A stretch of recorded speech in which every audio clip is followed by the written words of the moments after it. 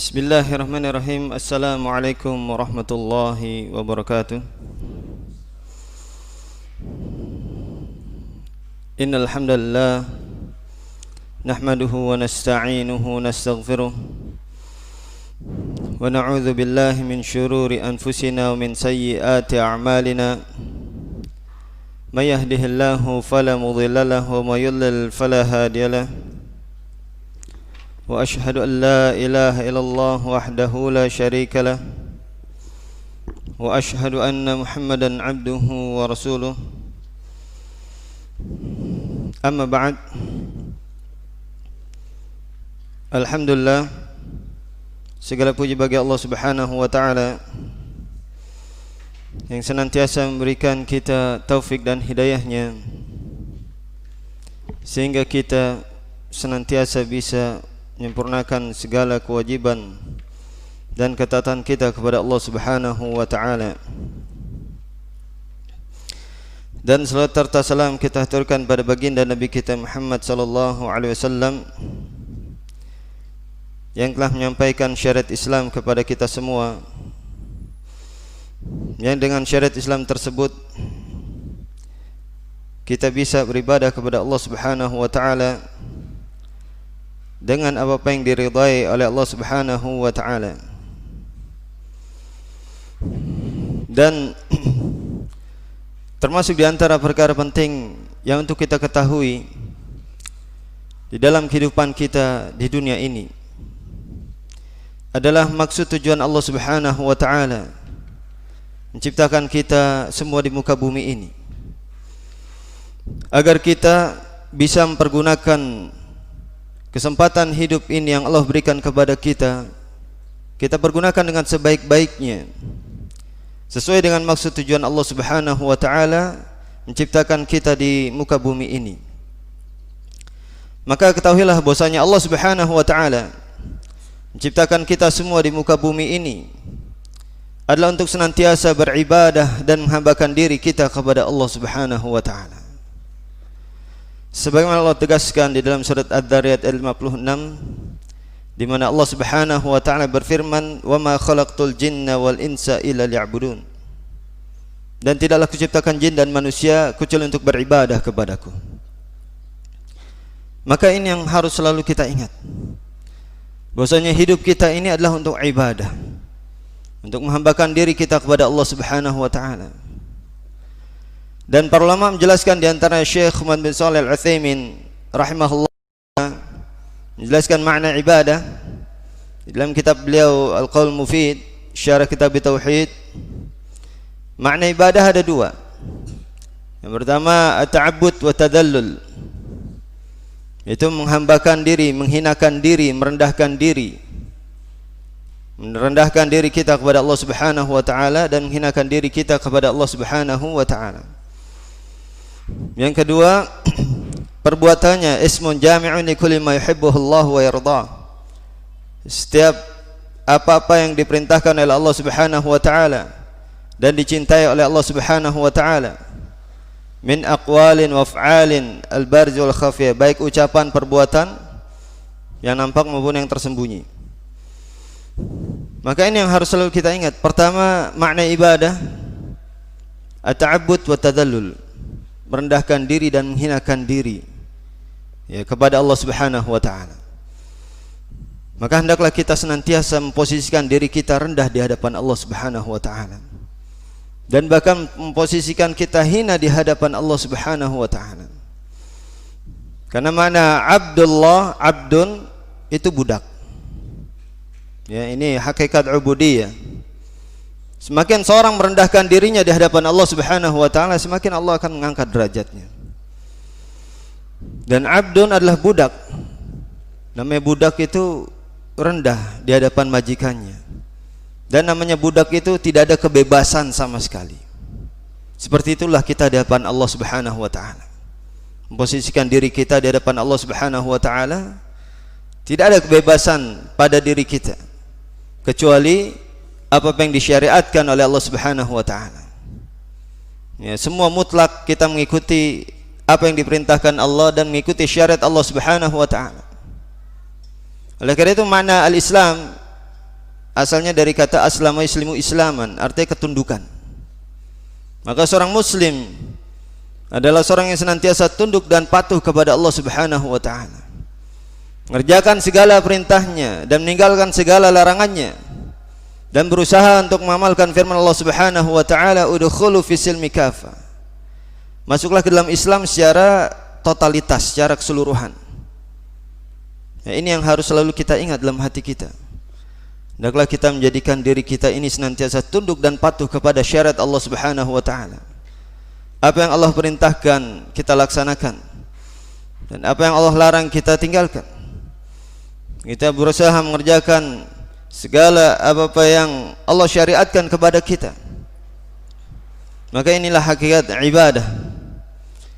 Dan juga diantaranya perkara-perkara perintah Allah Subhanahu wa taala yang Allah perintahkan kepada kita, baik ucapan, perbuatan yang nampak maupun yang tersembunyi, ya maka ini semua adalah ibadah.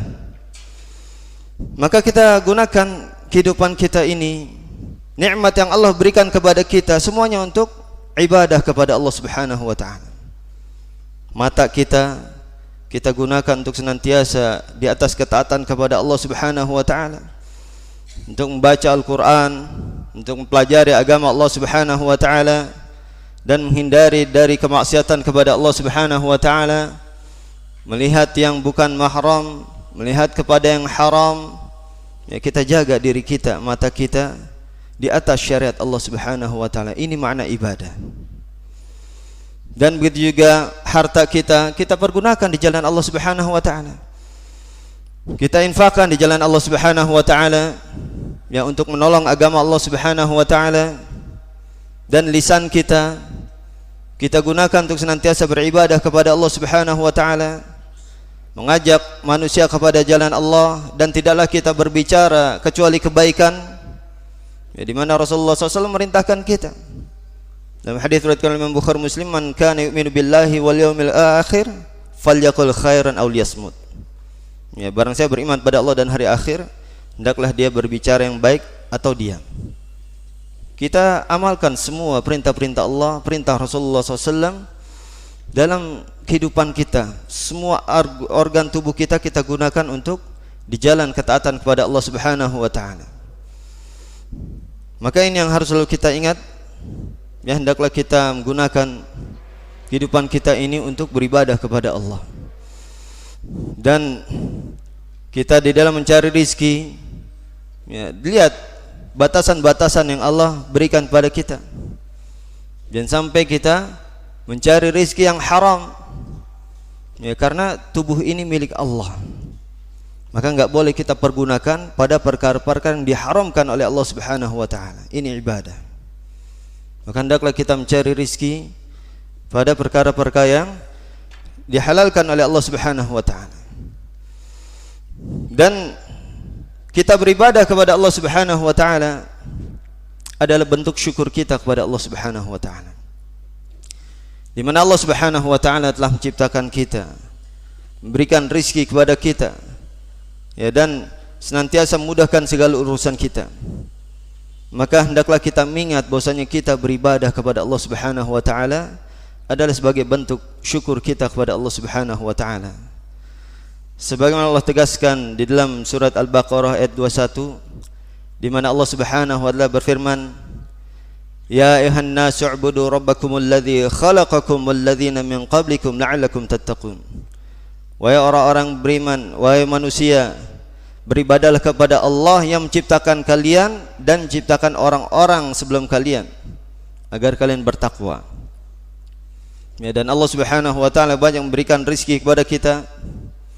Ya, bahkan Allah sampai mengatakan, wa in ta'udu ni'matallahi la tuhsuha. Apabila kalian berusaha untuk menghitung nikmat Allah, kalian tidak akan pernah sanggup bisa menghitungnya.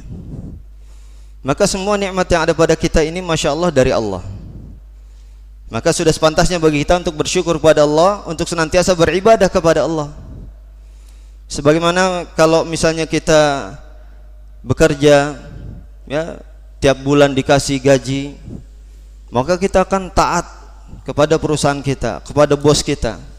Apa yang diperintahkan bos, kita akan taati. Ya, dan Bahkan disuruh berangkat pagi, pulang sore. Karena apa? Karena perusahaan memberikan kita uang. Nah, ini pada hakikatnya semua harta yang kita miliki dari Allah. Bahkan gaji kita atau keuntungan dagang kita itu semua dari Allah. Kenapa? Karena yang memberikan kita sehat siapa? Allah. Memberikan kita kecerdasan sehingga bisa bekerja siapa? Allah. Kalau Allah cabut kesehatan kita, kecerdasan kita, kira-kira bisa nggak kita kerja? Bisa nggak dapat uang? Nggak bisa. Ya, masya Allah, antum terbaring di kasur nggak bisa apa-apa. Itu semua dari Allah. Nah, bayangkan Allah dari kecil memberikan antum rizki kepada antum, menciptakan antum, berikan rizki kepada antum. Maka sudah sepantasnya bagi kita untuk senantiasa beribadah dan menghambakan diri kita kepada Allah Subhanahu wa taala. Bahkan sampai detik ini Allah masih memberikan banyak kenikmatan pada kita. Ya, mungkin sebagian kita berpikir, mana Ustaz, ana nggak ada apa-apa Ustaz.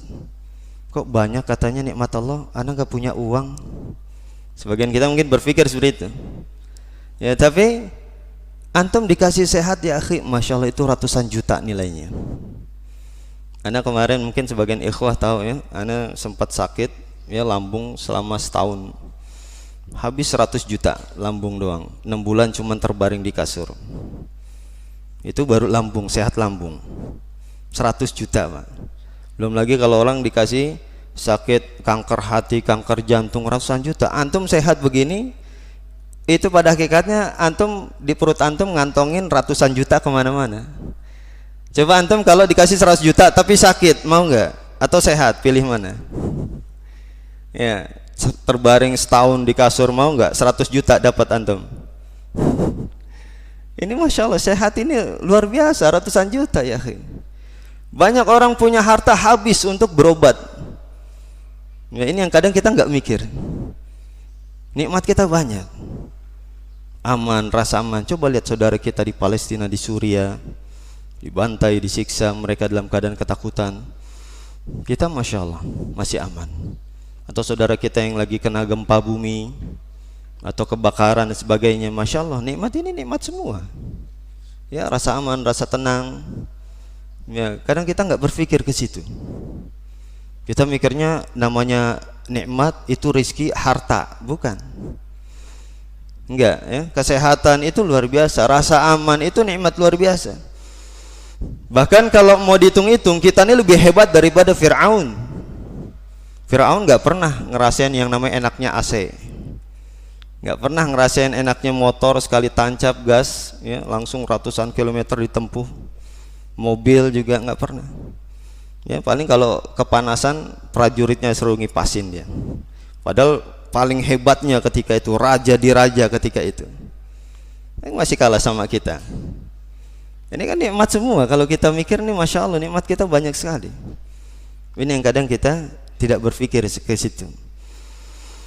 Ya, maka ini yang tujuan kita beribadah kepada Allah Subhanahu wa taala. Bahkan kalau kita mikir ke situ, kayaknya kita tuh malu mau mengeluh sama Allah, itu malu. Saking banyak nih nikmat yang Allah berikan kepada kita. Ya, senantiasa bersyukur pada Allah Subhanahu wa taala, maka insyaallah Allah akan berikan kelapangan rezeki kita.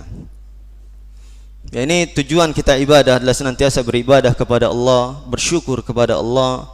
Allah menciptakan kita, Allah memberikan rezeki kepada kita. Maka hendaklah kita pergunakan hidup ini, ya, kesempatan yang Allah berikan pada kita ini dengan sebaik-baiknya, sesuai dengan maksud tujuan Allah Subhanahu wa taala menciptakan kita di muka bumi ini, yaitu untuk senantiasa beribadah kepada Allah Subhanahu wa taala dan menghambakan diri kita kepada Allah Subhanahu wa taala. Karena inilah yang diperintahkan oleh Allah Subhanahu wa taala kepada kita.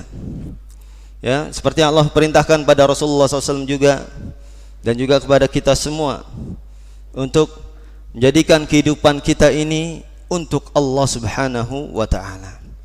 Seperti yang Allah tegaskan dalam surat Al-An'am ayat 162, di mana Allah Subhanahu wa taala memerintahkan pada Rasulullah SAW, "Qul inna salati wa nusuki wa mahyaya wa mamati lillahi rabbil alamin." Katakanlah wahai Muhammad, sungguhnya salatku, ibadahku, hidup dan matiku hanya untuk Allah Subhanahu wa taala Rabbul alamin. Ini yang harus selalu kita ingat dalam hati kita. Hidup ini untuk Allah, untuk ibadah kepada Allah, sehingga senantiasa kita menggunakan semua kehidupan kita, semua nikmat yang kita miliki untuk Allah Subhanahu wa taala. Ya, dan senantiasa tunduk dan patuh kepada Allah dan mengamalkan firman Allah surat Al-Baqarah ayat 208, udkhulu fis-silmi kafah. Masuklah dalam Islam secara totalitas. Sepenuhnya, secara totalitas, secara sepenuhnya. Enggak setengah-setengah. Ya, tidak setengah-setengah. Kita menghambakan diri kita dan menjalankan semua perintah Allah. Ya, tidak kita pilih-pilih. Ini kayaknya enggak cocok sama ana, ditinggalkan. Jangan, semua yang datang dari Allah dan Rasulnya kita laksanakan. Sami'na wa ta'na. Dan inilah sifat seorang mukmin.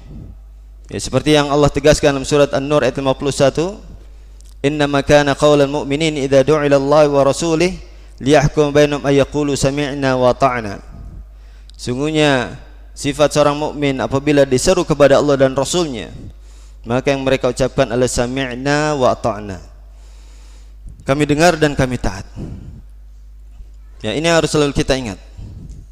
Ya, bahwasanya kita sebagai hamba Allah Subhanahu wa taala, wajib bagi kita untuk senantiasa beribadah kepada Allah Subhanahu wa taala, menjalankan segala perintahnya dan meninggalkan segala larangannya, dan menggunakan semua kehidupan kita ini untuk senantiasa beribadah kepada Allah Subhanahu wa taala. Karena semuanya akan dihisab. Semua nikmat yang ada pada kita semuanya akan dipertanggungjawabkan, diminta pertanggungjawabannya di sisi Allah Subhanahu wa taala di akhirat nanti. Ya, semua kehidupan kita akan ditanya. Bahkan kata Rasulullah SAW dalam hadis riwayatkan oleh Imam Muslim dari Abi Barzah Al-Aslami radhiyallahu taala an, Rasulullah SAW bersabda, la tazulu qadama 'abdin yaumal qiyamah hatta yus'al an arba'. Tidak bergeser kaki seorang hamba di hari kiamat sampai ditanya tentang 4 perkara. An umrihi fima afna, wa an jasadi fima abla, wa an ilmi fima amila bi, wa an mali min aina iktasabu fima anfaqa. Tentang umurnya, untuk apa ia gunakan, untuk apa ia habiskan, dan tentang tubuhnya, untuk apa ia gunakan, dan tentang ilmunya, untuk apa ia amalkan, dan tentang hartanya, dari mana dia mendapatkan dan untuk apa dia infakkan. Semua ya ikhwah, nikmat yang ada pada kita semua ditanya. Ya, maka hendaklah kita pergunakan waktu kita, umur kita, setiap detik kita itu kan dipertanggungjawabkan di sisi Allah Subhanahu wa taala. Maka hendaklah kita pergunakan kesempatan hidup ini yang hanya sekali, yang tidak akan pernah terulang kembali apabila kesempatan ini sudah dicabut dari kita. Kita pergunakan dengan sebaik-baiknya, sesuai dengan maksud tujuan Allah Subhanahu wa taala menciptakan kita di muka bumi ini, yaitu untuk ibadah kepada Allah Subhanahu wa taala. Dan kita nanti akan menyesal ketika ada satu waktu yang kita tidak gunakan untuk ibadah kepada Allah, tidak kita gunakan untuk zikir kepada Allah Subhanahu wa taala. Oleh karena itu pergunakan waktu antum ketika antum mungkin santai, lagi tidur, lagi lelah, senderan, astagfirullah, astagfirullah. Terus gunakan untuk zikir kepada Allah Subhanahu wa taala. Ya, manfaatkan waktu kesempatan hidup antum ini untuk ibadah. Atau antum menghafal hadis, menghafal Al-Quran, atau yang santai istighfar. Kalau menghafal mungkin pakai mikir, ya. Tapi kalau istighfar enggak, ya akhi. Roha, tenang, hati santai. Ya, jangan antum diam capek malah bengong. Nah, ini syaitan yang masuk nanti. Ya, pergunakan untuk zikir, istighfar, memuji Allah. Ya, waktu-waktu kita ini sempit dan sebentar di dunia ini. Jangan disia-siakan begitu saja. Ya, kita akan menyesal nanti. Kenapa dulu ada itu waktu sejam itu, kenapa saya enggak gunakan untuk zikir? Kita akan tahu bagaimana besarnya pahala zikir. Ya, ketika kita gunakan waktu-waktu itu untuk zikir, masya Allah kita akan mendapatkan pahala yang besar. Tapi kalau kita lalaikan begitu saja, kita akan menyesal nanti di hari kiamat nanti. Ini harus selalu kita ingat. Sehingga kita menggunakan waktu-waktu kita di dunia ini untuk senantiasa ibadah, kita isi dengan ibadah kepada Allah Subhanahu wa taala. Jangan sampai menyesal ketika kita bertemu dengan Allah dalam keadaan belum memiliki bekal yang cukup untuk bertemu dengan Allah Subhanahu wa taala. Jangan sampai menyesal ketika ajal jemput kita dalam keadaan kita bergelimangan dengan dosa dan sedikitnya pahala.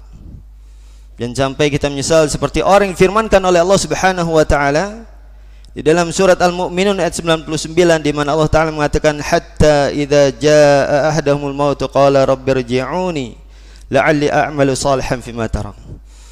Sampai kematian datang pada salah seorang di antara kalian dan dia berkata, ya Rabb, kembalikanlah aku ke dunia, niscaya aku akan beramal soleh dari apa yang pernah aku tinggalkan. Tapi penyesalan itu sia-sia. Kalla innaha kalimatun huwa qailuha wa min waraihim barzakhun ila yaumi yub'atsun. Sekali-kali tidak, itu hanya ucapan-ucapan saja, dan di belakangnya ada barzakh sampai hari dibangkitkan. Ya, maka jangan sampai kita menyesal ketika ajal jemput kita dalam keadaan kita belum memiliki bekal yang cukup. Maka selama kita masih ada kesempatan hidup ini, pergunakan dengan sebaik-baiknya untuk senantiasa beribadah kepada Allah Subhanahu wa taala, menghambakan diri kita kepada Allah Subhanahu wa taala, jalankan perintahnya dan meninggalkan larangannya, dan berusaha untuk mengamalkan firman Allah Subhanahu wa taala, udkhulu fis-silmi kafah. Masuklah dalam Islam secara totalitas.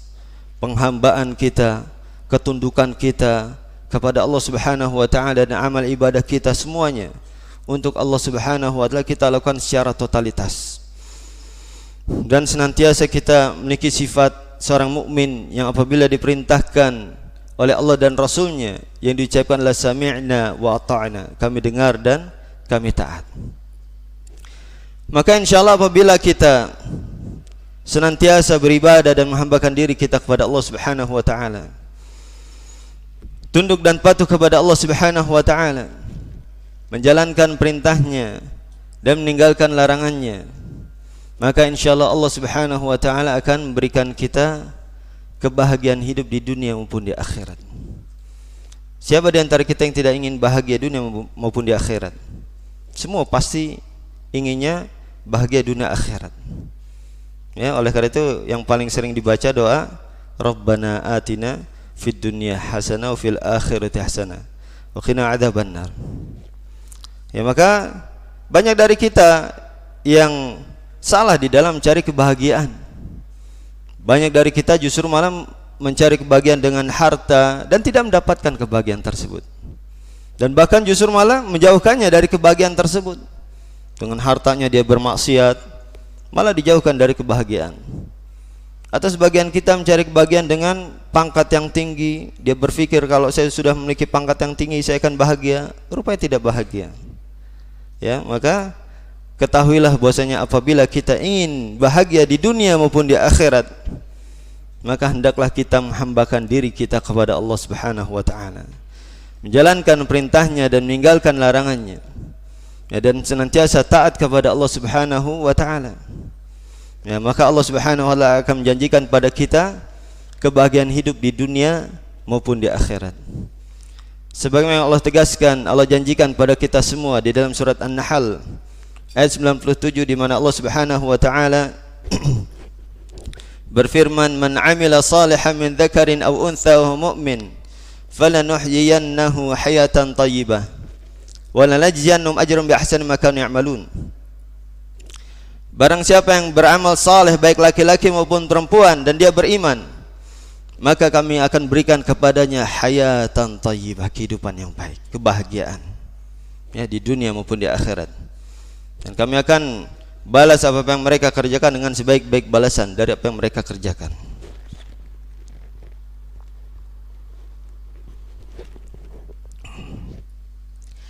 Ini janji Allah Subhanahu wa taala kepada orang-orang beriman beramal saleh.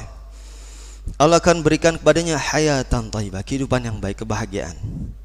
Yang mana kita ketahui janji Allah adalah pasti, dan Allah sekali-kali tidak pernah mengisi janjinya.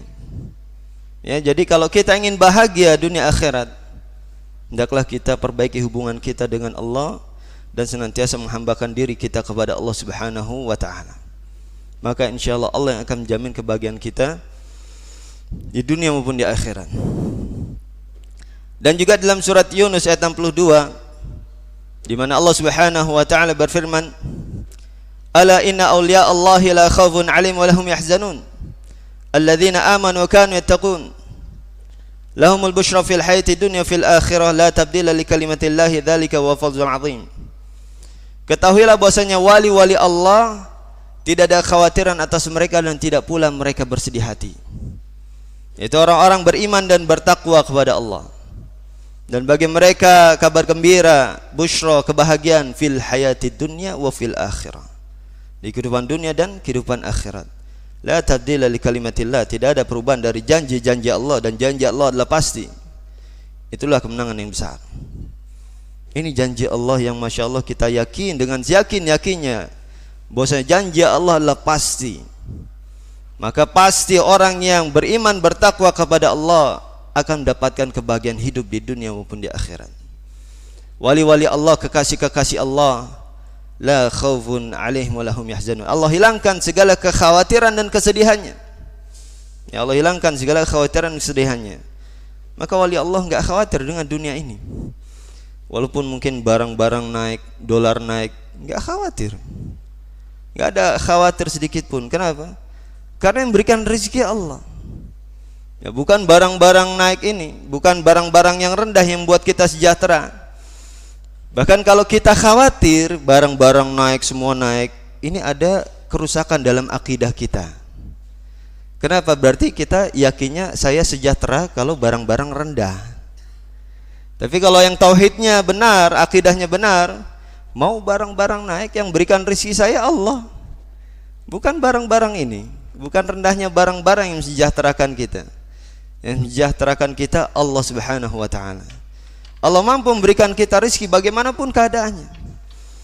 Kalau kita yakin tawakal kepada Allah, maka Allah akan memberikan kita rezeki bagaimanapun keadaan kita.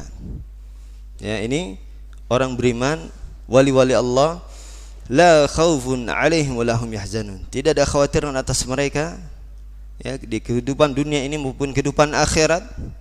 Walahum yahzan, dan mereka tidak bersedih hati. Allah hilangkan segala kesedihan dari orang-orang beriman. Maka kalau ada di antara kita masih suka sedih, ya, atau istilahnya sekarang masih suka galau, ya, masih suka sedih, coba perbaiki hubungan kita dengan Allah Subhanahu wa taala. Karena janji Allah orang beriman, la khaufun alaihim wa lahum yahzanun. Perbaiki hubungan kita dengan Allah, ibadah kita kepada Allah, perbaiki. Maka insya Allah akan Allah hilangkan segala kesedihan kita, kekhawatiran kita. Karena janji Allah adalah pasti.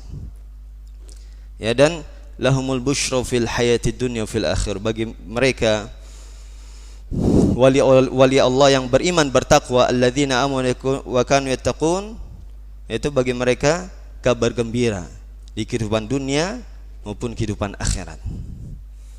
Ya, mungkin dari kita ada yang mengatakan, Ustaz, ana udah bertakwa, Ustaz, udah rajin sholatnya 5 waktu. Ya, terus ya kita katakan bahwa takwa itu bukan cuma sekedar sholat 5 waktu, tapi benar-benar mengerjakan segala ketaatan kepada Allah. Ya, mungkin sebagian kita ada yang ngomong gitu, ana udah rajin 5 waktu di masjid full, ya, on time, tapi masih nyetel dangdut nggak? Masih, Ustaz. Ah, ini enggak takwa kalau gini.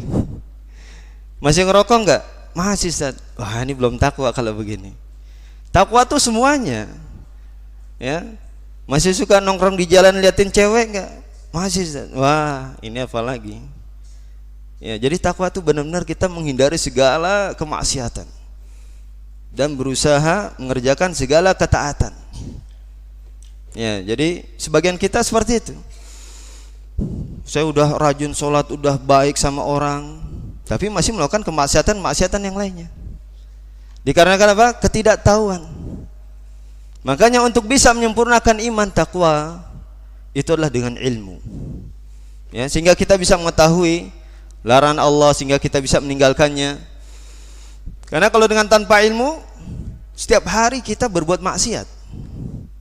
Ya, setiap hari kita mungkin menggibahi, contohnya misalnya yang contoh gibah yang mungkin menurut kita biasa. Dalam hadis diriwayatkan oleh Imam Tirmidzi, kata Aisyah, hasfiya inna qasira, cukup bagimu Sofiyah ya Rasulullah, dia itu pendek. Cuman bilang pendek nggak boleh dalam Islam. Kata Rasulullah, laqad qulti kalimatan law muzijat bima'il bahr lama zajathu. Engkau telah mengucapkan satu ucapan kalau dicampur dengan air lautan, maka air lautan akan menjadi keruh dan bau busuk. Coba di antara kita mungkin biasa bilang pendek, lihat orang jalan itu kok hidungnya pesek, pendek, kuntet ya, atau belok, atau yang ibu-ibu misalnya bibirnya kok menor banget, kacamatanya kegedean misalnya, atas bawahnya nggak matching. Ini ngomentarin gitu dalam Islam itu udah haram. Tukang makan, si fulan nih banyak banget makannya, tukang makan, tukang banyak omong, bawel misalnya. Ini kayak gini haram dalam Islam. Ya, dan ini terbiasa kita mungkin membuli, mencela. Ya, ini kalau kita nggak paham, nggak bisa menyempurnakan iman takwa kecuali dengan ilmu, nggak. Ya, kalau tanpa dengan ilmu nggak bisa kita menyempurnakan iman takwa kita. Karena kita akan senantiasa berbuat maksiat terus. Apalagi masalah ghibah ini, masya Allah, media massa, ya, apalagi sampai si fulan melakukan perzinahan, ini kebohongan si fulan, dan ini udah biasa di tengah-tengah kaum muslimin. Ya, dan dalam Islam ini masuk dosa besar. Ghibah itu termasuk dari dosa besar. Al-Imam Al-Qurtubi ketika mentafsirkan surat Al-Hujurat ayat 12, wala yaktab ba'dukum ba'dha ahibu ahadukum ayakul lahmi akhi maitan fakarihtumu. Janganlah kalian saling menggibai satu sama lain, yaitu membicarakan kejelekan saudara kalian. Apakah kalian ingin makan bangkai daging saudara kalian yang telah mati? Maka kata Al-Imam Qurtubi, la khilafa anal ghibata minal kabair. Enggak ada khilaf bahwasanya ghibah termasuk dari dosa besar. Dan Syekh Nasir As-Sa'di mengatakan fihi fa'idatun ala anna al-ghibata minal kabair, lian Allah syabbaha bi akli lahmil mayyit wa hiya minal kabair. Di dalam ayat ini surat Al-Hujurat ayat 12 kata Syekh Nasir As-Sa'di, terdapat faedah bahwasanya ghibah termasuk dari dosa besar karena Allah menyamakannya dengan memakan bangkai manusia, dan itu termasuk dari dosa besar. Ya, ini masya Allah, berapa banyak di antara kita nggak memahaminya, bilang mencela saudaranya, membuli. Coba antum perhatikan, tiap omongan antum itu mesti, kalau kita nggak perhatikan, mesti ghibahi ngomongin orang dalam majelis. Oh ya, si fulan begini, si fulan begini, si fulan begini, si fulan begini. Nah, itu ghibah semuanya itu. Tiap hari dosa antum, kalau nggak tahu ilmunya, setiap hari antum panen dosa terus. Bener. Coba antum perhatikan omongan antum sekarang, ngomong cuman bilang pendek aja nggak boleh. Ya, yang nggak disukai oleh saudaranya, atau dari fisiknya, atau dari sifatnya, banyak tidur, banyak makan, ya, atau itu pelaku kemaksiatan, itu aja sebenarnya nggak boleh. Si fulan mencuri, itu dari agamanya juga nggak boleh sama. Kecuali nanti jarh wa ta'dil babnya khusus dan orang-orangnya khusus. Tapi secara asal ghibah ini dosa besar. Makanya sedikit para ulama yang masuk dalam jarh wa ta'dil, bisa dihitung pakai jari. Guru kami Syekh Abdul Muhsin Al-Abbad Al-Badar hafizahullah taala, selama bermajlis sama beliau nggak pernah nyinggung-nyinggung jarh wa ta'dil, si fulan begini, si fulan begini, nggak pernah. Menahan lisannya. Padahal ulama besar Syekh Abdul Muhsin Al-Abbad Al-Badar nggak pernah membicarakan orang di majlisnya. Ya, karena ini babnya khusus, nggak main-main ini, nggak sembarangan orang jarh wa ta'dil itu. Ya, asalnya ghibah dan namimah dan dosa besar. Dilihat ada maslahat besar dan orang yang khusus yang melakukan dengan pertimbangan-pertimbangan, ya, ini babnya khusus.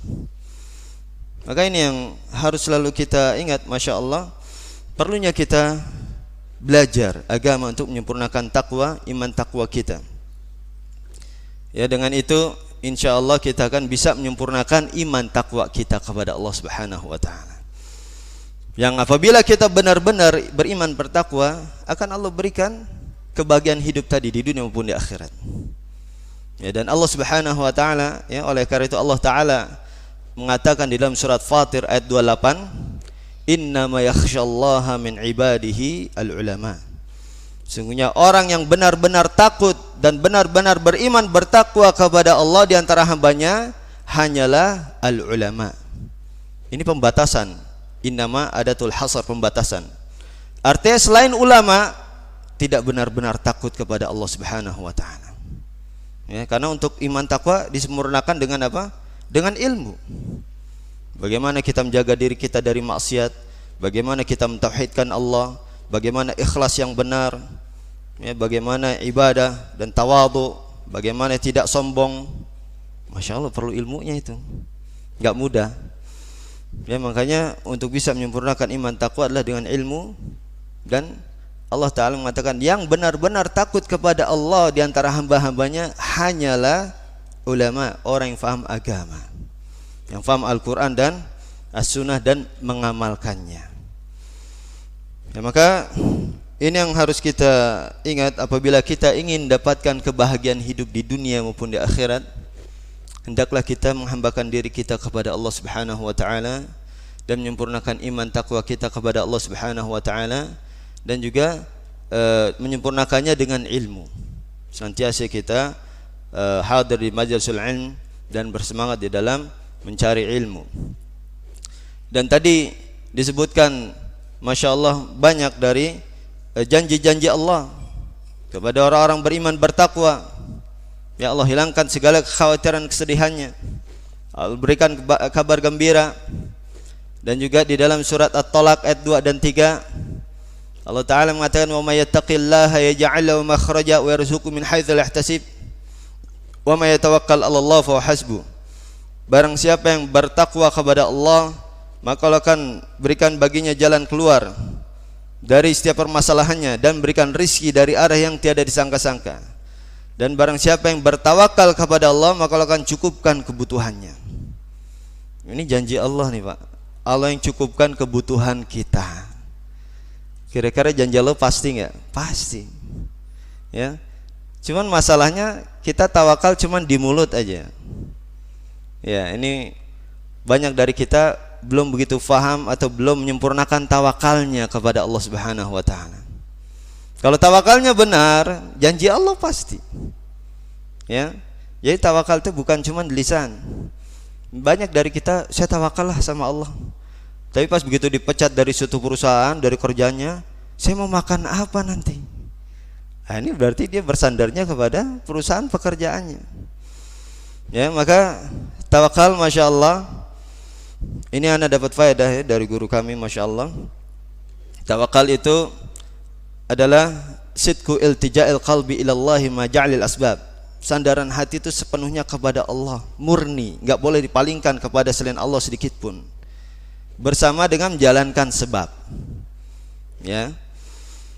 Ini tawakal. Jadi enggak boleh kita tawakal kepada Allah dan kepada makhluk juga sedikit pun enggak boleh. Karena termasuk di antara dalilnya tawakal wa 'alallahi falyatawakkalul mutawakkilun, dan hanya kepada Allah orang-orang bertawakal itu bertawakal. Di sini 'alallah ini muta'alliq bi yatawakkalul mutawakkilun, yatawakkil ya. Jadi taqdim haqqu ta'khir yufidul hasar. Ada kaidah mengedepankan yang seharusnya di belakang, ini menunjukkan pembatasan. 'Alallah, hanya kepada Allah. Orang-orang bertawakal itu bertawakal. Sama kayak iyyaka na'budu. Ini pembatasan, hanya kepada Engkau kami beribadah. Ini menunjukkan tawakalnya adalah ibadah, tidak boleh dipalingkan kepada selain Allah.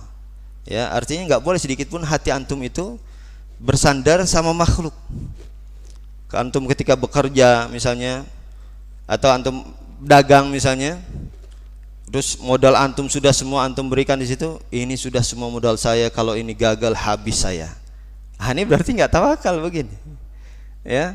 Kalau tawakal dia usaha, dia bekerja, tapi hati dia senantiasa meminta, berharap hanya kepada Allah. Ya, ini selalu diluruskan. Ini masalah hati Pak, harus diluruskan terus. Kalau enggak, kebanyakan hati kita ini cenderung kepada bersandar kepada makhluk yang nampak. Yang seharusnya hati ini diluruskan hanya kepada Allah dan bersandar, bertawakal hanya kepada Allah. Jadi tawakal yang benar ketika kita berusaha, hati kita tidak ada sedikit pun kita bergantung sama usaha kita ini, dagangan kita ini, tapi hati kita bergantung kepada Allah yang berikan rizki. Bahkan ketika kita bekerja, hati kita enggak bergantung sama perusahaan, enggak bergantung sama gaji, tapi bergantung kepada Allah. Ya Allah, berikanlah aku rizki yang halal darimu. Senantiasa berdoa kepada Allah. Karena pada hakikatnya kita bekerja dari siapa? Dari Allah. Ya, Allah kasih kita kesehatan, Allah kasih kita kecerdasan. Coba kalau Allah kasih Allah cabut nikmat sehat dan nikmat cerdas kita, bisa nggak kerja? Nggak bisa. Pada hakikatnya rizki atau gaji yang kita terima dari perusahaan itu dari Allah semuanya. Maka senantiasa antum berharap, hati antum itu bergantung kepada Allah Subhanahu wa ta'ala. Maka ini kalau tawakal kita benar, janji Allah pasti fahuwa hasbu, Allah akan cukupi segala kebutuhannya. Kalau ada presiden bilang sama kita, saya cukupkan kebutuhan kamu di negeriku ini, tenang kita. Yang janjiin presiden kok. Ini yang janjikan kita siapa? Allah. Bukan cuma penguasa negara, ya, penguasa alam semesta, dan innallaha ala kulli syai'in qadir. Allah maha kuasa atas segala sesuatu. Tinggal itu tadi, tawakalnya kita diluruskan. Hilangkan segala sandaran hati kepada selain Allah itu kita hilangkan. Ya, ini Masya Allah janji Allah kepada orang-orang beriman bertawakal kepada Allah. Allah berikan kebahagiaan, ya, kebahagiaan hidup di dunia maupun di akhirat, dan Allah hilangkan segala kekhawatiran, kesedihannya, dan Allah berikan kecukupan. Allah cukupkan dia, Allah berikan rezeki dari arah yang tidak disangka-sangka, ya, dan di akhirat, ya, Masya Allah, Allah akan janjikan dengan surga yang kenikmatannya luar biasa. Surga yang tidak bisa nikmatnya itu diungkapkan dengan kata-kata. Ya, bahkan bagaimanapun kita membayangkan surga, maka hakikat surga yang sebenarnya itu jauh dari apa yang kita bayangkan. Ya, karena saking besar dan nikmatnya surga. Tapi Rasulullah SAW memberikan gambaran, pendekatan agar kita bisa memahami bagaimana sih enaknya surga.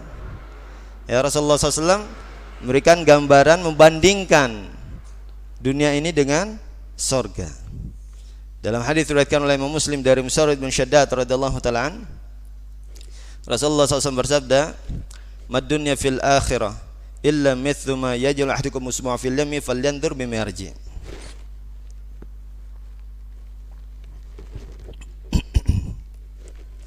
Tidaklah dunia bila dibandingkan dengan akhirat kecuali seperti salah seorang di antara kalian mencelupkan jarinya ke lautan. Maka lihat, itulah dunia beserta dengan segala isinya, itu semuanya cuma satu tetes air di ujung jari celupkan ke lautan yang luas. Dan lautan luas itu adalah surga Allah Subhanahu wa ta'ala. Hadisnya sahih, diriwayatkan oleh Imam Muslim dalam sahihnya. Coba bayangkan dunia yang kita, Masya Allah, kita rasakan nikmat ini aja, kalau dibandingkan sama surga itu cuma satu tetes air di ujung jari celupkan ke lautan yang luas. Maka bagaimana surganya? Diibaratkan dengan lautan yang luas. Kalau kita bayangkan misalnya, nih bayangin dulu ya, mudah-mudahan jadi kenyataan. Antum punya rumah besar, ya, mobil mewah berjejer, punya istri cantik, ya, Masya Allah, nikmat gak? Luar biasa. Punya harta yang banyak, ya, di dunia ini baru nikmat dunia. Itu aja antum merasa luar biasa, nikmat sekali, Ustaz, kalau anda punya kayak gitu. Ya, apalagi akhirat Allah Subhanahu wa ta'ala. Cuman satu tetes air, ya. Ini bandingkan, coba ini berapa persen kira-kira satu tetes air dengan lautan yang luas. Ini di sini pakar hitung-hitungan matematika siapa nih? Kayaknya yang kacamata nih. Kira-kira berapa persen nih satu tetes air dengan lautan luas? Berapa persen? Gak ada lainnya. Satu tetes air sama lautan luas, gak ada lainnya. Ya, maka bisa kita bayangkan bagaimana surga itu nikmatnya. Dan dari hadis ini kita ambil pelajaran, sungguh rugi bagi orang yang cuman mengejar dunia tapi meninggalkan akhiratnya. Dia meninggalkan suatu yang sangat sedikit, satu tetes air di ujung jaring celupkan ke lautan yang luas, dan dia akan diharamkan dari surga Allah kalau dia meninggalkan akhirat Allah Subhanahu wa ta'ala. Dan juga dari hadis ini kita ambil pelajaran, untuk dunia saja kita rela untuk bersusah payah, menahan hawa nafsu kita untuk mendapatkan kebahagiaan dunia. Pergi kerja dari pagi, pulang sore, belajar dari kecil SD, SMP, SMA, kuliah, bertahun-tahun kita belajar ilmu dunia untuk mendapatkan kenikmatan yang cuma satu tetes air di ujung jaring celupkan ke lautan yang luas. Untuk akhirat seharusnya begitu juga, semangat lagi, nggak cuma seminggu sekali ngajinya, setiap hari, setel non-stop. Ya, apalagi Masya Allah syiar tauhid on air terus terus dengerin waktu-waktu antum luang, antum dengarkan kajian terus, karena butuh ilmu. Untuk bisa masuk surga itu butuh ilmu. Seperti kita sukses di dunia butuh ilmu, di akhirat mau sukses di akhirat juga butuh ilmu. Seperti tadi, kalau kita nggak tahu ilmunya, berapa banyak maksiat yang kita lakukan, ya larangan-larangan yang kita langgar karena ketidaktahuan kita. Untuk menyempurnakan iman takwa perlu dengan ilmu. Dan untuk masuk ke dalam surga harus menjadi orang yang beriman bertakwa. Ya, maka luangkan waktu kita untuk belajar agama, ya, untuk membela agama Allah. Untuk dunia saja kita rela untuk menghabiskan waktu kita, umur kita, tenaga kita untuk mencari kebahagiaan yang hanya satu tetes air di ujung jaring celupkan ke lautan yang luas. Maka untuk akhirat seharusnya kita lebih semangat lagi, ya, dalam beribadah kepada Allah Subhanahu wa taala, menghambakan diri kita kepada Allah Subhanahu wa taala. Dan untuk dunia saja, ya, kita bisa melawan hawa nafsu kita.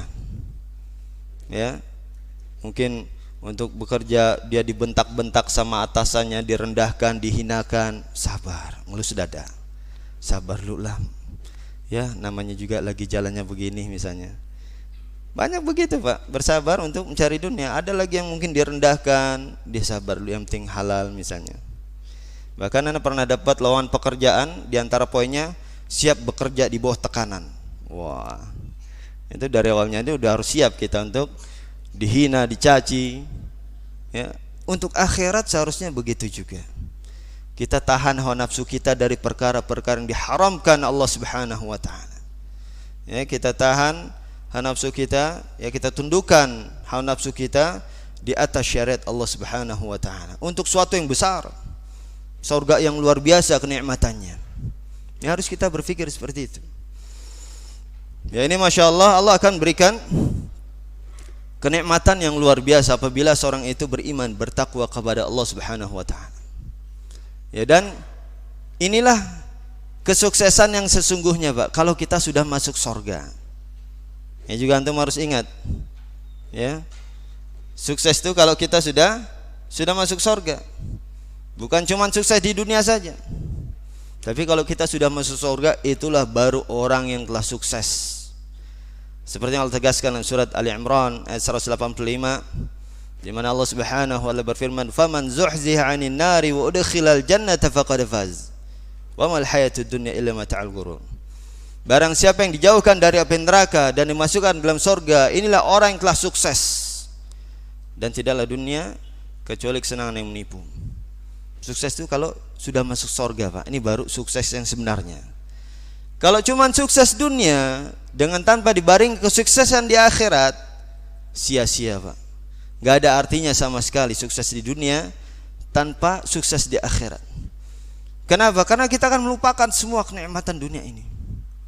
Bahkan Rasulullah SAW bersabda dalam hadis diriwayatkan oleh Imam Muslim dari Anas bin Malik radhiyallahu taala an, "Yu'ta bi an'amal dunya min ahli nar, fa yasbaghu fin nari sabghatan faqila lahu hal ra'aita khairan qad hal wajadta khairan qad?" Qala la wallahi ya Rabb. Didatangkan orang paling kaya, orang paling merasakan segala kenikmatan dunia, dan dia termasuk dari ahli nar, dimasukkan ke neraka sekali celupan dan diangkat lagi dan ditanya kepadanya, "Apakah engkau merasakan kenikmatan? Apakah engkau telah melewati suatu kebaikan?" Maka dia menjawab, "Demi Allah ya Rabb, saya enggak merasakan kenikmatan sedikit pun." Masya Allah.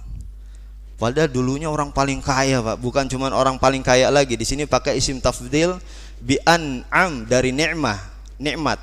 Orang paling merasakan segala kenikmatan dunia. Dari zaman Nabi Adam sampai hari kiamat, dia orang paling kaya dan paling merasakan segala kenikmatan dunia. Bayangkan coba. Kalau orang kaya aja mungkin nggak boleh makan ini, nggak boleh makan itu, ya percuma. Punya uang nggak boleh makan banyak pantangan. Ini dia udah punya uang, paling kaya, dan udah pernah ngerasain semua nikmat dunia. Di akhirat dimasukkan ke neraka sekali cemplung aja, diangkat lagi. Nggak lama-lama, sekali celupan, sabghah, diangkat, ditanya, "Kamu pernah ngerasakan kenikmatan nggak?" Kata dia, "Demi Allah ya Rabb, saya nggak merasakan kenikmatan sedikit pun.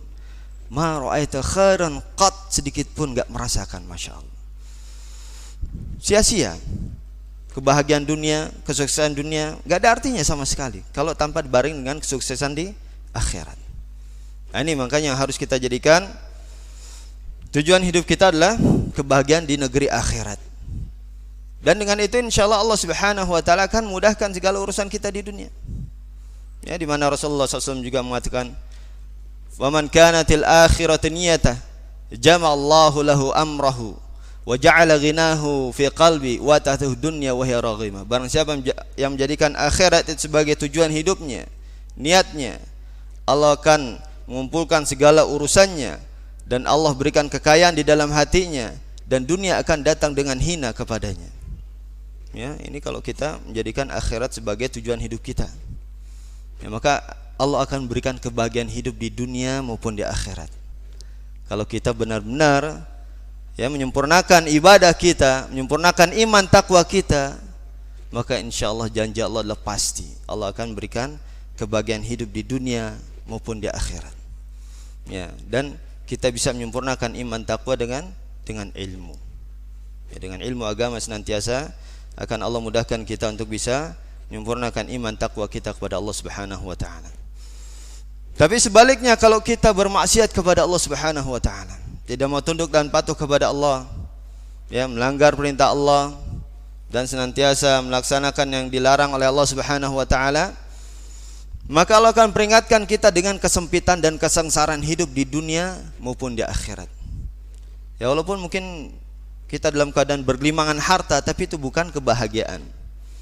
Karena Allah Subhanahu wa taala memperingatkan dalam surat Taha ayat 124, di mana Allah Subhanahu wa taala berfirman, "Wa man a'rada 'an dzikri fa inna lahu ma'isyatan dhanka wa nahsyuruhu yaumal qiyamati a'ma."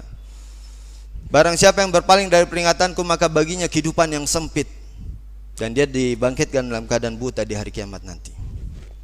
Ini peringatan dari Allah, yang mana peringatan Allah adalah pasti.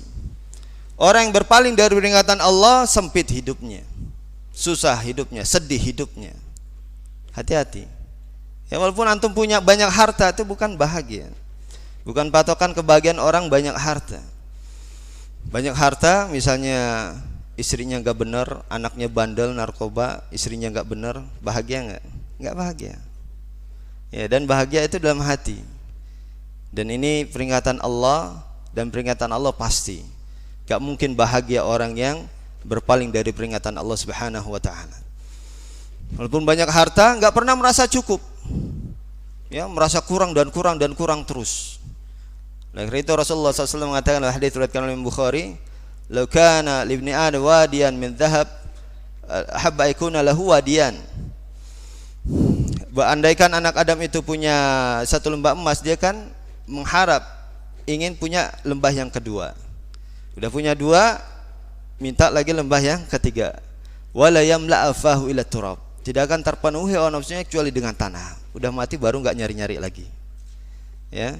Ini padahal Masya Allah wadi itu antara gunung satu dengan gunung satu lagi, tengah-tengahnya ini lembah namanya. Ya. Isinya berapa? Emas. Bayangin, emas di antara dua gunung. Berapa jumlahnya? Ratusan juta triliun, Pak. Antum punya. Ya, kalau tidak diberikan sifat syukur dan qanaah, masih nyari lagi terus sampai meninggal. Nah, buktinya yang korupsi itu bukan orang miskin, Pak. Ya, dengan tanpa kita sebut orang kaya. Ya, uangnya miliaran, ratusan juta bahkan. Tapi kok masih korupsi, aneh. Padahal kalau dimakan uangnya 7 turunan enggak habis. Ya, ini karena apa? Kalau diturutin enggak ada habis-habisnya. Tapi kalau kita Masya Allah tadi nikmat, kalau kita perhatikan nikmat yang ada pada kita udah banyak. Dan senantiasa bersyukur kepada Allah, dan inilah kebahagiaan. Kebahagiaan apabila seorang itu diberikan sifat rasa syukur dan qanaah. Ya, dengan apa dia melihat nikmat-nikmat yang ada, karena nikmat bukan cuma harta. Dia lihat istrinya soleha, Masya Allah penyejuk hati, luar biasa itu. Mungkin banyak orang kaya yang tidak mendapatkan kebahagiaan seperti dia. Ya, ini banyak Allah berikan kebahagiaan bukan cuma dengan harta. Dan harta itu bukan patokan kebahagiaan. Jadi jangan antum tertipu. Karena kebanyakan begitu, Ustaz, itu kok enggak sholat malah kaya, enak. Enggak. Ya itu bukan bahagia itu dengan banyaknya harta. Mungkin dia pusing mikirin perusahaan, mikirin hartanya, mengkerut terus dahinya, nggak bisa tidur. Begitu dia ngobrol marah-marah terus, bahagia nggak? Nggak bahagia. Ya, nggak pernah tersenyum, nggak bahagia hidup kayak gitu. Ya, yang bahagia masya Allah, Allah berikan kecukupan dan Allah berikan ketenangan hatinya dan kebahagiaan di dunia maupun di akhirat. Ya, inilah kebahagiaan. Maka ini peringatan Allah Subhanahu wa taala bagi orang-orang yang berpaling dari peringatan Allah, baginya kehidupan yang sempit, ma'isyatan dongka, ya, kehidupan yang sempit. Ya, dan walaupun mungkin dia dalam keadaan memiliki harta yang banyak, tapi itu bukan patokan kebahagiaan.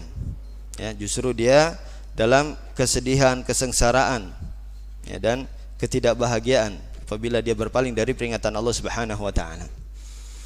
Dan orang-orang yang berpaling dari peringatan Allah juga diancam dengan azab yang luar biasa di akhirat nanti.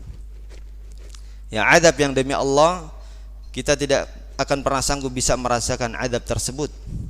Ya, yang dipersiapkan bagi orang-orang bermaksiat kepada Allah dan Rasulnya, yang tidak mau taat kepada Allah dan Rasulnya. Di mana Allah Ta'ala mengatakan dalam surat Jin ayat 23, wa may ya'sillaha wa rasulahu fa inna lahu nar jahannam. Barang siapa yang bermaksiat pada Allah dan Rasulnya, maka baginya neraka jahanam. Ya, ini masya Allah ancaman bagi Allah Subhanahu wa taala.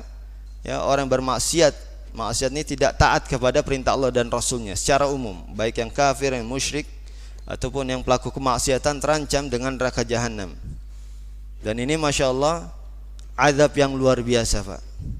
Azab yang demi Allah kita tidak akan pernah sanggup bisa merasakan azab tersebut. Yang paling ringannya saja kata Rasulullah SAW dalam hadis diriwayatkan oleh Imam Bukhari dari Nu'man bin Bashir, Rasulullah SAW bersabda, inna ahwana ahli nari azaban yawmal qiyamah la rajulun tughda'u fi akhmasi qadamai jamratan yaglibunhu dimaghu. Sungguhnya siksa ahli neraka yang paling ringan adalah seorang yang ditaruh dua bara api di kakinya yang dengannya mendidih otaknya. Artinya seluruh badannya itu mendidih, melepuh, sampai kepalanya itu ikut mendidih. Kalau api dunia saja nggak sampai seperti itu. Ya, antum nyalain kompor, antum taruh tangan antum, paling yang kebakar cuma tangan, nggak semua badan antum. Dan ini baru yang paling ringannya, dan baru bara apinya cuma dua lagi bara apinya. Itu udah membuat semua badan itu kebakar semua, sampai kepala itu menggelegak. Yang satu harinya dalam surat Al-Had 47, inna yawman 'inda rabbika kalfi sanatin mimma ta'udun. Sungguhnya satu hari di sisi Tuhanmu seperti 1000 tahun menurut perhitunganmu, masya Allah. Ya, ini antum bayangkan, coba antum dapat siksa yang paling ringan saja, kira-kira bayangin, antum dapat siksa paling ringan, taruh bara api di kaki yang dengannya semua badan antum kebakar, mendidih, kepala antum menggelegak. Satu hari 1000 tahun. Dan kan seperti itu, Pak. Ya, kita di dunia aja, api dunia nggak sanggup. Coba, misalnya antum, makanya jangan coba-coba nantang azab di akhirat. Ya, karena sebagian kita dan ana juga dulu berpikir begitu ketika awam, ya, ketika masih kecil SD atau SMP gitu. Teman-teman kadang bilang nggak apa-apalah, kata Pak Ustadz kan orang Islam masuk surga, nggak apa-apa kita maksiat dulu, nanti di neraka mampir dulu sebentar, nggak apa-apa. Jangan ada pikiran kayak begitu, Pak. Kenapa? Satu harinya 1000 tahun. Antum gak akan keluar setelah beribu-ribu tahun. Dan jangankan azab seperti itu, di dunia saja antum coba nyalain kompor, antum taruh muka antum 5 menit aja, kira-kira sanggup gak? Kalau antum sanggup nahan 5 menit, baru antum tantang tuh azab Allah, neraka jahanam, antum tantang tuh. Kalau antum sanggup 5 menit, taruh di atas kompor, baru. Ada ibu-ibu yang lagi masak sop menggelegak gitu kan, cemplungin palanya 10 menit aja, nggak usah lama-lama. Sanggup nggak kira-kira? Nggak sanggup. Ya, itu aja yang dunia aja nggak sanggup kita, apalagi azab di akhirat. Dan di akhirat nggak ada istirahatnya. Antum mau, ya Allah ampun, ya Allah saya tobat, nggak diterima, Pak. Percuma. Antum mau ngomong, mau keluar darah juga, nangis darah, nggak diterima itu. Penyesalan itu gak berguna lagi. Dan bahkan kata Allah dalam surat An-Nisa ayat 56, kullama nadijat juludum badalna juludan ghairah liyadzuqul adzab. Setiap kali kulitnya mengelupas, kami ganti dengan kulit yang baru agar dia merasakan azab. Gak ada istirahatnya, beribu-ribu tahun antum dalam keadaan disiksa. Kira-kira sanggup gak kita bersabar terima siksa Allah sedemikian dahsyatnya dengan jangka waktu sedemikian lamanya? Gak ada yang sanggup, ya, bersabar dengan siksa demikian dahsyatnya seperti ini. Maka kalau kita tidak sanggup bersabar menerima siksa Allah di akhirat nanti yang seperti ini, maka sabarkanlah diri kita di dunia ini untuk senantiasa beribadah kepada Allah Subhanahu wa taala. Jalankan perintah Allah dan meninggalkan larangan Allah, dan menundukkan hawa nafsu kita di atas syariat Allah Subhanahu wa taala. Sabarnya kita ringan, Pak, di dunia, cuman sebentar. Cuman disuruh menundukkan hawa nafsu kita di atas syariat Allah. Ya, sabarnya kita sampai meninggal aja, sebentar. Kalau besok meninggal ya sudah sampai besok. Enggak pakai lama. Ya, sabarin diri kita di dunia untuk ibadah kepada Allah. Tinggalkan kemaksiatan kepada Allah Subhanahu wa taala. Daripada kita bersabar di akhirat enggak akan sanggup. Mending kita sabar di dunia ini. Tinggalkan segala bentuk kemaksiatan kepada Allah Subhanahu wa taala dan jalankan segala perintah Allah. Dan itu pun Allah akan janjikan kebahagiaan hidup di dunia maupun di akhirat kalau kita sabar dalam beribadah kepada Allah Subhanahu wa taala. Seperti yang sudah kita jelaskan tadi. Tapi kalau kita enggak sabar, maksiat sama Allah, mau di hawa nafsunya diturutin, ya kita akan terancam dengan kesengsaraan hidup di dunia maupun di akhirat. Tinggal pilih di antara kita, kembali kepada kita masing-masing. Apakah kita ingin menempuh jalan keselamatan, kebahagiaan, yaitu dengan senantiasa beribadah, beriman kepada Allah Subhanahu wa taala, atau kita memilih jalan kesengsaraan dan kebinasaan, itu dengan bermaksiat pada Allah Subhanahu wa taala. Maka hendaklah kita bersabar ya di dunia ini untuk senantiasa beribadah kepada Allah Subhanahu wa taala dan bersabar dalam meninggalkan kemaksiatan kepada Allah Subhanahu wa taala, dan bersabar ketika tertimpa musibah. Ya, karena inilah yang dijelaskan oleh para ulama kita, di mana kita harus bersabar dalam 3 keadaan ini. Ya, di dalam beribadah kepada Allah Subhanahu wa taala dibutuhkan kesabaran. Ya, ketika kita Masya Allah sedang enak tidur, Allah panggil kita untuk menghadap, mengerjakan sholat subuh. Ketika mungkin kita di tengah hari sedang sibuk dengan pekerjaan kita, Allah perintahkan kita untuk menghadap Allah, mengerjakan kewajiban kita. Ini butuhkan kesabaran, Masya Allah. Ya, dalam beribadah kepada Allah dibutuhkan kesabaran. Nah, begitu juga di dalam meninggalkan maksiat, ya kita bersabar, menundukkan hawa nafsu kita, ya, dan berusaha untuk mengikhlaskan hati kita dan mengingat bahwasanya Allah merintahkan kita untuk ibadah, dan Allah melarang kita dari perkara maksiat. Maka kewajiban saya adalah mentaati perintah Allah, meninggalkan kemaksiatan kepada Allah Subhanahu wa taala. Ya, bersabar, berusaha sungguh-sungguh untuk bersabar dalam meninggalkan kemaksiatan. Dan di antara kiat-kiat, ya, ada beberapa kiat selamat dari maksiat. Di antaranya jauhi perkara-perkara yang bisa mengantarkan kepada kemaksiatan. Ya, jauhi semuanya dengan doa dan tawakal kepada Allah, meminta kepada Allah, maka insyaallah kita akan dijauhkan, dihindari dari kemaksiatan kepada Allah Subhanahu wa taala. Dan juga bersabar ketika tertimpa musibah. Ya. Ini kita harus berusaha untuk bersabar dalam ketiga keadaan ini. Karena sesungguhnya ahlul jannah humus sabirun. Kalau kita ingin masuk surga, maka kita harus menjadi orang-orang yang sabar. Karena sungguhnya penduduk surga itu adalah orang-orang yang sabar. Ya, seperti yang Allah tegaskan dalam surat Al-Insan ayat 12, wa jazaahum bima sabaru jannatan wa harira. Dan Allah balas mereka dikarenakan kesabaran mereka dengan surga dan pakaian sutra. Dan juga dalam surat Ar-Ra'd ayat 22, di mana Allah Ta'ala mengatakan wal malaikatu yadkhuluna 'alaihi min kulli babin salamun 'alaikum bima sabartum. Dan malaikat masuk ke dalam surga dan memberikan salam kepada penduduk surga. Apa salamnya para malaikat kepada penduduk surga? Salamun 'alaikum bima sabartum. Salam keselamatan atas kalian wahai penduduk surga dikarenakan kesabaran kalian. Ya, kalau kita mau jadi ahlul jannah, penduduk sorga, maka hendaklah kita bersabar kepada Allah Subhanahu wa taala di dalam beribadah kepada Allah dan meninggalkan kemaksiatan kepada Allah, dan di dalam bersabar ketika tertimpa musibah. Ya, ini juga perlu bersabar karena konsekuensi dari keimanan adalah dia bersabar dan menerima atas takdir Allah Subhanahu wa taala. Ya, ketika ditimpa musibah dia bersabar, ini menunjukkan dia ridha dan ikhlas terhadap takdir Allah dan dia ridha terhadap Allah Subhanahu wa taala. Tapi kalau dia tidak ridha, tidak menerima atas takdir yang Allah takdirkan atas musibah yang menimpa dia, maka artinya dia tidak ridha terhadap Allah karena Allah yang mentakdirkan musibah tersebut. Maka artinya wajib bagi kita untuk menerima takdir Allah yang Allah berikan kepada kita, baik takdir yang baik ataupun yang buruk. Ya, ini yang harus selalu kita ingat agar kita bisa menjadi ahlul jannah, penduduk sorga. Ya, apabila kita berusaha untuk menjadi orang-orang yang sabar di dalam beribadah kepada Allah Subhanahu wa taala.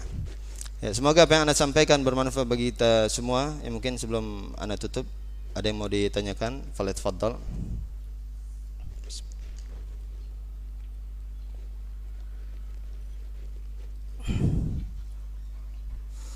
Waalaikumsalam warahmatullahi wabarakatuh.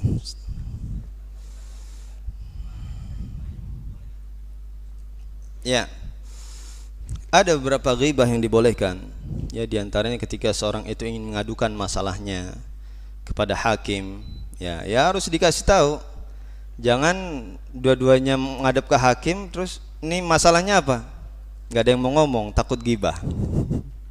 Ya, jadi kalau memang ada masalah, misalnya seorang menzalimi saudaranya, terus dia menarik saudaranya ke hakim, ya, untuk dihukum dan sebagainya, maka kasih tahu si fulan memukul saya. Ya, ini termasuk diantara ghibah yang dibolehkan. Ya, atau untuk mencari solusi. Ya, diantara yang dibolehkan mencari solusi, misalnya antum ada masalah, tapi bukan kepada semua orang. Ya, antum kepada ustadz misalnya, Ustadz, ini afwan si fulan begini, ya dia begini, kira-kira gimana Ustadz? Antum bisa enggak nasihati? Solusi untuk menasihati saudara kita yang terjatuh dalam kesalahan. Nah, tapi bukan pada semua orang. Coba nasihati si fulan tuh. Bilang lagi ke yang B, coba nasihati si fulan. Bilang lagi ke C, ya enggak seperti itu. Antum lihat siapa yang benar-benar bisa memberikan nasihat kepada dia. Ya, antum sampaikan. Mungkin antum enggak bisa menasihati langsung. Ya, antum ini kan beritahukan pada orang yang bisa menasihati. Ya, diantaranya tadi masalah jar wa ta'dil, mentahdzir. Ini termasuk bagian dari agama. Ya, kalau apabila dilihat ada maslahat yang besar padanya, maka seorang yang memang memiliki kekokohan ilmu dan kewaraan, ya, dan ketawaduan, kehati-hatian, maka dialah yang memberikan vonis tersebut, ya, bukan kita para talabatul ilm. Ya, oleh karena itu Syekh Muhammad Al-Imam mengatakan yang bagi li talibil ilm ayughliq bab al-jar wa ta'dil. Ya, maka sepantasnya bagi seorang talibul ilm menutup pintu jar wa ta'dil dan diserahkan kepada para ulama. Karena kadang namanya penuntut ilmu ini masalah pribadi, itu ikut campur dalam masalah tahdzir ini. Karena enggak suka sama si fulan, akhirnya dia mentahdzir. Ya, maka Syekh Muhammad Al-Imam ini nasihati kita untuk kembalikan kepada para ulama, biar para ulama yang menghukumi. Ya, agar juga kita senantiasa menjaga ukhuwah, persaudaraan dengan sama sunnah.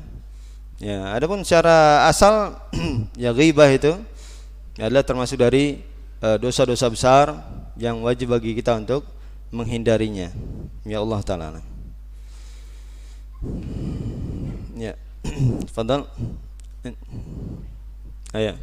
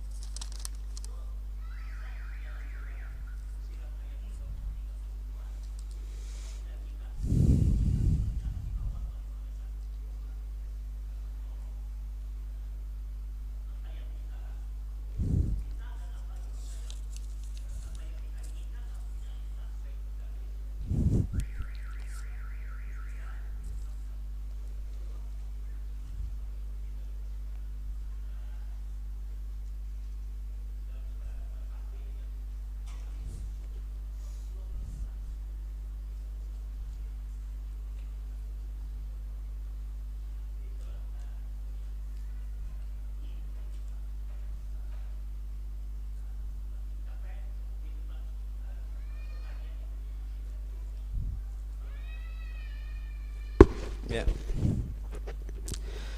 Waalaikumsalam warahmatullahi wabarakatuh. Masya Allah, ya, jazakallah khair tambahannya, faedahnya, ya, manfaat insya Allah. Ya, intinya sama ya, kita menyempurnakan iman takwa tadi. Ya, apabila kita ingin menjadi orang yang bahagia dunia akhirat, ya kita harus bisa menyempurnakan iman takwa. Dan iman takwa itu tadi seperti yang Anda jelaskan, bukan cuma sekedar sholat, tapi juga semua kemaksiatan kita hilangkan, termasuk diantara yang antum sebutkan tadi, ya, maksiat mengambil harta yang haram tinggalkan. Kalau memang iman takwa ya harus dijauhi pikiran yang enggak benar, ya, husnudzon pada orang. Iman takwa itu udah jauh dari perkara-perkara kemaksiatan ini. Ya, intinya yaitu kalau Anda lihat kembali kepada menyempurnakan iman takwa, dan tidaklah kita bisa menyempurnakan iman takwa kecuali dengan ilmu. Dan iman takwa artinya dia mengerjakan segala perintah Allah dan meninggalkan segala larangan Allah, ya, seperti tadi harta haram atau suudzon, ya, ini udah harus berpas diri. Namanya orang beriman bertakwa, maka dia dengan ilmunya dia bisa faham, oh enggak boleh suudzon, oh enggak boleh ghibah tadi, oh enggak boleh ngomongin orang, oh enggak boleh ngeliatin perempuan yang bukan mahram. Nah, ini dengan ilmu lah seorang bisa menyempurnakan iman takwanya. Ya, jazakallah khair. Ya, tadi antum tafadhal. Waalaikumsalam warahmatullahi wabarakatuh.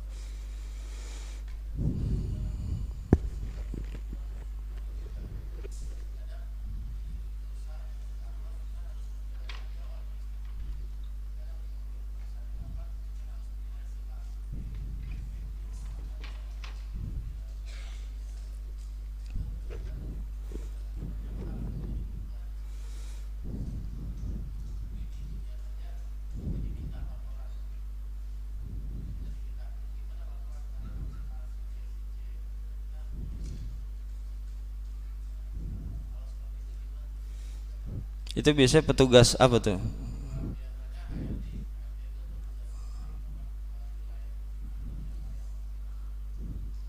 Ini enggak ngintelin juga enggak, mata-matai juga enggak?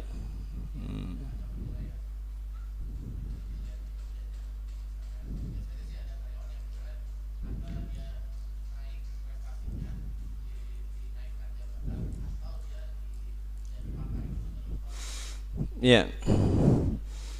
Eh, Kalau dilihat dari dalilnya, diantara juga nggak boleh mencari-cari kesalahan. Man tatabba auratal muslim tatabba Allah wa auratah, kan gitu. Barang saya mencari-cari kesalahan saudara muslim, maka Allah akan cari kesalahannya.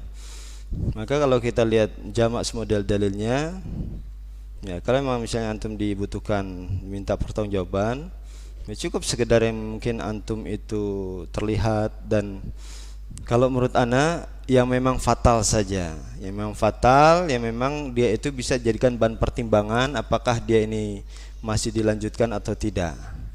Ya, artinya kita mengurang-urangi juga. Terus menghindari memata-matai, mencari-cari kesalahannya. Cukup yang nampak saja. Kalau nggak nampak, ya nggak ada masalah. Antum nggak usah harus dicari-cari, harus ada gitu. Kalau nggak ada, ya udah nggak ada. Ya, takutnya ya terjatuh ke dalam larangan itu tadi. Ya, kita mencari-cari tajassus, diantara kan juga ijtanibu katsiran minadh-dhanni inna ba'dadh-dhanni itsm wa la tajassasu wa la yaktab ba'dukum ba'dha, kan surat Al-Hujurat 12 itu kan itu. Di antaranya suudzon enggak boleh, ijtanibu katsiran minadh-dhann inna ba'dadh-dhanni itsm, buruk sangka itu dosa. Wa la tajassasu, janganlah kalian saling mencari-cari kesalahan. Berarti kalau kita mencari-cari kesalahan terjatuh ke dalam larangan perbuatan maksiat dan keharaman, maka itu kita hindari. Cukup yang nampak dan yang memang yang fatal, yang mungkin bisa menjadi bahan pertimbangan dia diterima atau tidak atau dikeluarkan, ya, dengan tanpa mencari-cari yang kecil-kecilnya sampai tidur diliatin misalnya, jangan. Ya, cukup yang nampak saja, nggak perlu dicari-cari kesalahan yang di belakangnya. Ya Allah Ta'ala alam. Fadal Pak. Tadi siapa antum?